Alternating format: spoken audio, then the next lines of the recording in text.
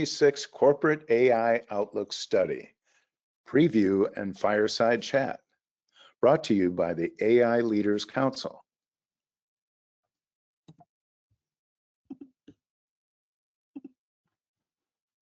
My name is Neil Brown, Executive Director and Board Chair of the AI Leaders Council, and your host and moderator for today.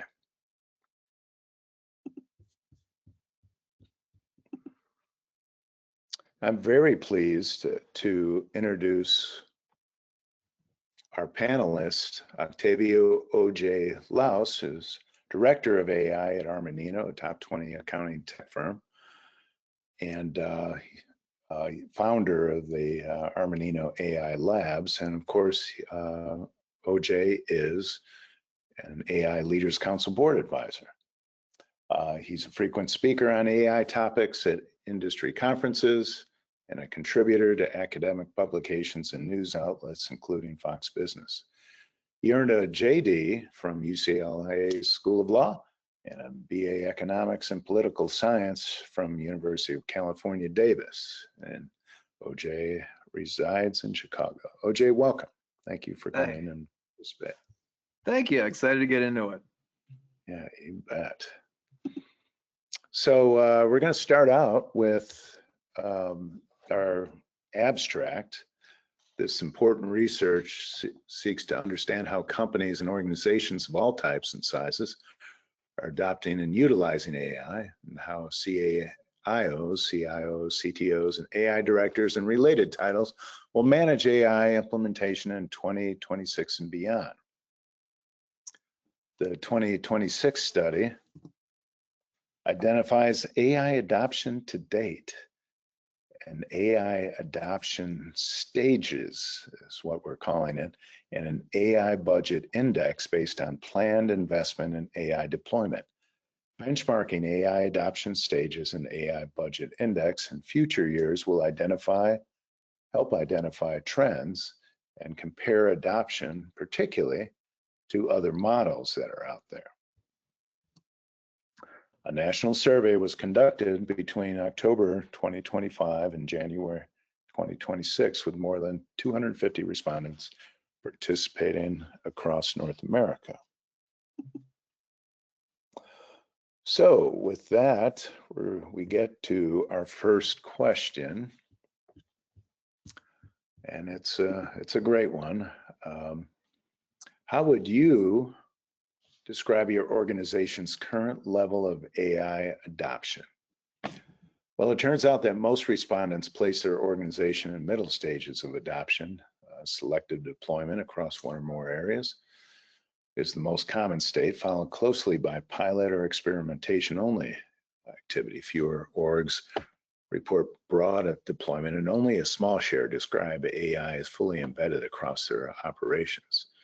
So based on this, we created the AI Leaders Council adoption stages to help organizations benchmark and understand where they're at in operational adoption. So we have 4 stages here, absent no AI initiatives for 13% in this study, exploratory for 22%, that's pilot programs and experimentation, and operational for 50% is AI deployed in production in one or more areas or more business functions.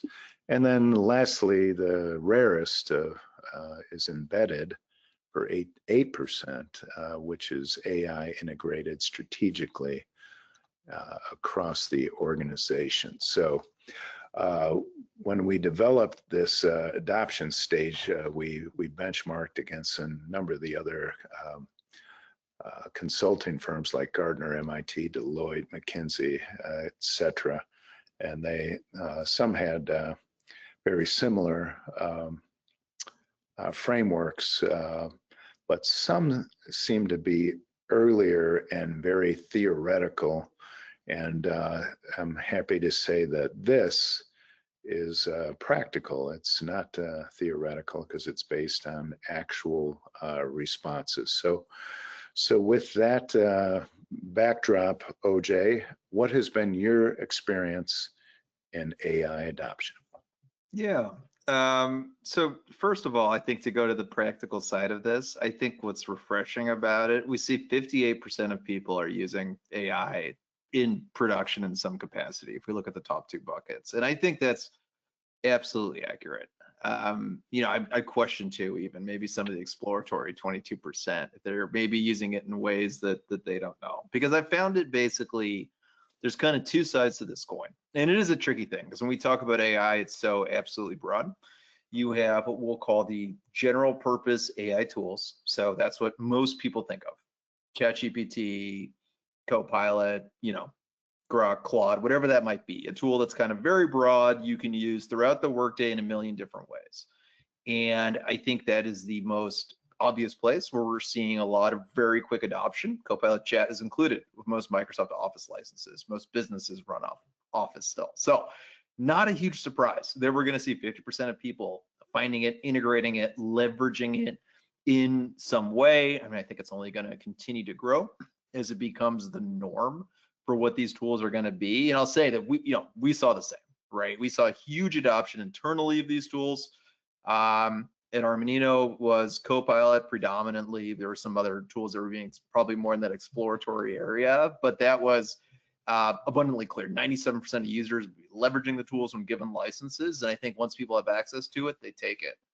I think what's interesting is when we think about the more maybe specific projects. And what I mean by that is not access to a general purpose tool, but we're going to deploy AI to solve like a hyper specific problem. We are going to leverage it to automate part of an AP process.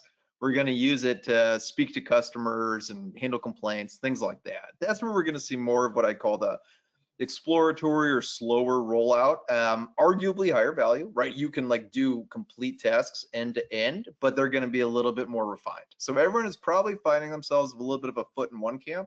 They're finding ways to leverage AI pretty much built in to every single software that they have. And some of the kind of juicier, higher hanging, value is going to come from maybe more complex projects that are going to take more experimentation and understanding. And I also wouldn't be shocked if a lot of those exploratory things become part of what's embedded. At the end of the day, it just gets to leadership support as well. Like, are you going to hide behind being experimental so you don't have to worry about the repercussions? Or do you have that ability to quickly move and make that part of your day-to-day and just the way you work? Wow. Yeah, good input on that. Well, let's move on to a related question. Which business functions currently use AI in your organization? And here we're seeing that AI is most concentrated within IT infrastructure, data, security, followed by operations and customer-facing roles, sales, marketing, product development, finance, HR. So what are your thoughts on this response for functions using AI? What have you experienced both in your large corporation and with clients of your company? Yeah, I mean, it's not terribly surprising. I think most IT professionals probably think of AI as their biggest risk lever, like biggest attack vector they've seen in some time. So that's going to be the group that's going to be quick to kind of control it, maybe even slow down the access to other groups as they themselves trying to figure it out, as well as be the most in the know and knowledgeable about how this technology works. So, IT, cybersecurity, data teams being the tip of the spear makes a ton of sense when it comes to leveraging any new technology, and especially something like this. I think the sales and marketing and operations piece tends to be true too. And, when I think through some of especially the automation and AI type projects I would get working with clients, you're more likely to pick up areas that are going to be more, we'll say fungible. So I think you're going to find just more examples out there. If you're looking up what can I do with AI, kind of broader operational and sales roles might be somewhat more similar between orgs. So since they already have those templates and roadmaps out there, you're going to see that attachment. Where it gets more nuanced and more, maybe you have to be more precise, things like accounting, things like legal, they're the supply chain piece of it where they require absolute precision is where I think we're going to naturally see kind of a slower pickup. So it totally makes sense to me, and not surprised, and it's the kind of work that will get automated first, will be that which you can share the most, right? Similar between organizations.